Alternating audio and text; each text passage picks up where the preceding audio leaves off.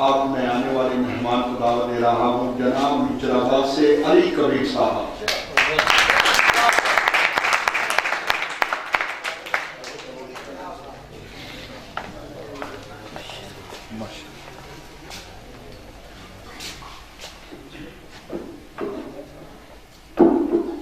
صدر دی اجازت نال جی ایک مطلب کہ رب دا پوچھیا ہاں ہوندا ہے، رب دا پوچھیا ہاں ہوندا ہے، ہر ویلے ہر تھاں ہوندا ہے۔ رب دا پوچھیا ہاں ہوندا ہے، ہر ویلے ہر تھاں ہوندا ہے، من نہ من ہر ذی روح دا پہلا کلمہ ماں ہوندا ہے۔ من نہ من ہر ذی روح دا پہلا کلمہ ماں ہوندا ہے۔ اج غیراں دے کول رہا ہے تاں بکھی چو بول رہا ہے، اج غیراں دے کول رہا ہے تاں بکھی چو بول رہا ہے،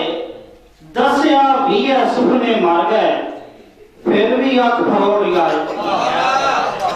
دسیا بھی ہے سپنے مر گئے پھر بھی اکھ پھروڑ رہا ہے۔ تے ایک تازہ غزل دے شعر دیکھنا جی کہ نہیں ہٹدا جو تیرے توں، نہیں ہٹدا جو تیرے توں، میں صدقے اکھ دے گھرے توں، نہیں ہٹدا جو تیرے توں، میں صدقے اکھ دے گھرے توں، تے پرتاں لالا ہٹ گیاواں،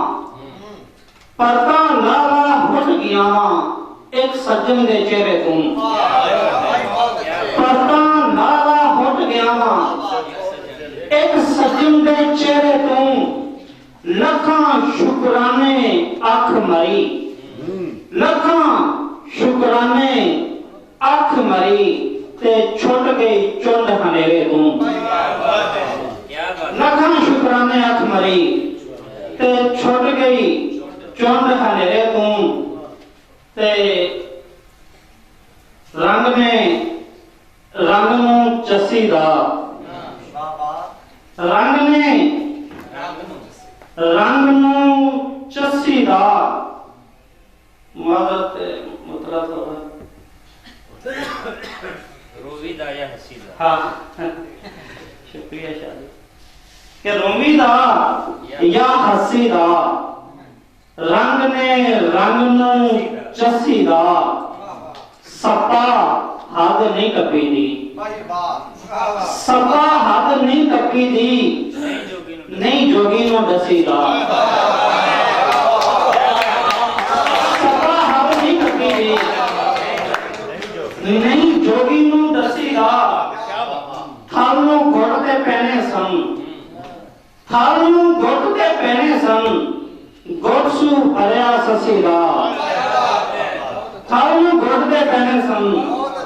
گھٹ سو بھریا سسی دا، جندے ہرمن پھٹ ہرے انہوں لون نہیں دسی دا، جندے ہرمن پھٹ ہرے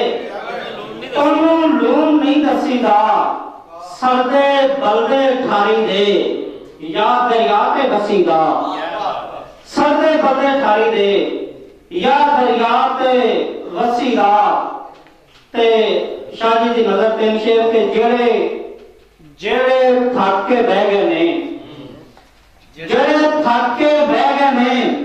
عشقا چنگے رہ گئے نے، اگاں لگیاں جوگی نوں منتر پٹھے پہ گئے نے، اگاں لگیاں جوگی نوں منتر پٹھے پہ گئے نے، رب نوں تکنا چاہندے سن میتھوں اکھاں رہ گئے نے، رب نوں تکنا چاہندے سن میتھوں اکھاں رہ گئے نے، تے دو بولیاں دیکھنا جی کہ اندے ملک تو کی جھٹ کو ہٹائی تے آنکھ میرے بکھے بہ گئی،